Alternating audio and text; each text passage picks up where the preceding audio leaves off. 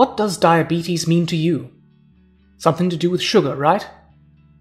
Would you be shocked if I told you that every 6 seconds someone dies from diabetes? 1 in 11 adults worldwide has diabetes, with 1 in 2 not being diagnosed. So it is important that we all know what it is, how it can be detected, and how we can control it. Diabetes is a condition where levels of blood glucose are too high, because the body cannot use it properly. This could be because the pancreas doesn't produce enough or any insulin, or the insulin is not working properly.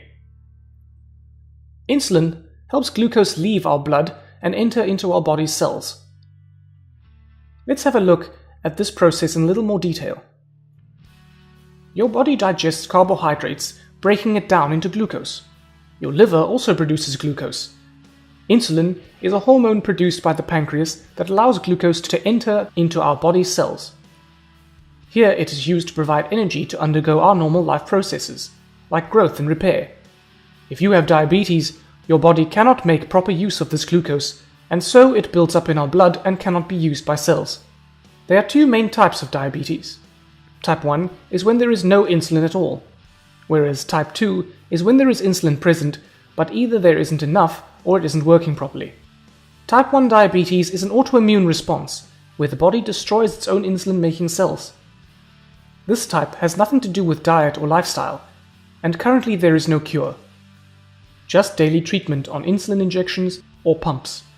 The symptoms of type 1 diabetes are thirst, needing to regularly pass urine, tiredness, and weight loss, and can occur very suddenly. Without any insulin, the glucose cannot enter the cells, so the cells cannot use it for energy. Therefore, the body has to break down fats to use that for energy instead, and hence weight loss. Whilst type 1 diabetes can appear at any age, it usually appears before the age of 40, and type 1 accounts for most cases of childhood diabetes. Type 2 diabetes usually appears in people over the age of 40, but it is becoming more common in children and younger people.